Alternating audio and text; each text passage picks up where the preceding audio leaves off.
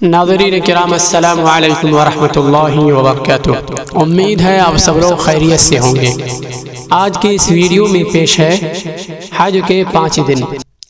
पहला दिन यानी 8 ज़िलहिज्जा, गुस्ल करके एहराम बांधें, 2 रकात नमाज एहराम पढ़ें, 3 बार बुलंद आवाज़ से तलबिया कहें, तवाफ़ क़ुदूम करें या हज की सई के लिए पहले तवाफ़ करें फिर सई करें।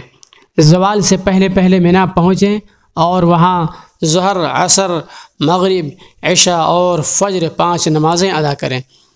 हज का दूसरा दिन यानी 9 ज़िलहिज्जा, सूरज निकलने के बाद मैदान अरफ़ात की तरफ रवाना हो जाएं। मस्जिद नमरा में ज़ुहर के वक्त नमाज ज़ुहर और असर मिलाकर 1 अज़ान और 2 तकबीरों से इमाम के पीछे अदा करें।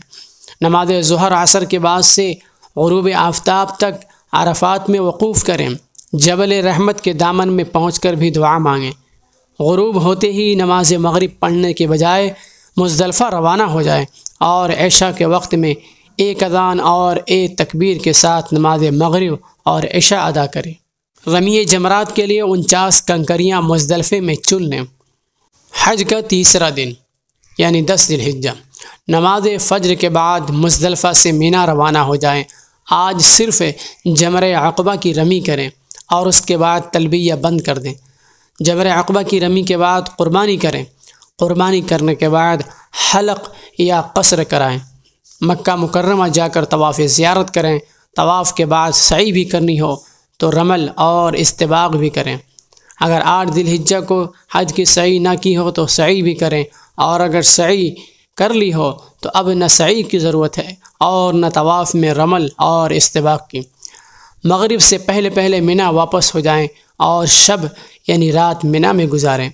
हज का चौथा दिन यानी 11 ज़िलहिज्जा, ज़वाल के बाद जमरे उला की रमी करके दुआ मांगें यानी कंकरी फेंक कर, फिर जमरे वस्ता की रमी करें और दुआ मांगें, और फिर जमरे अक़बा की रमी करें और दुआ ना मांगें।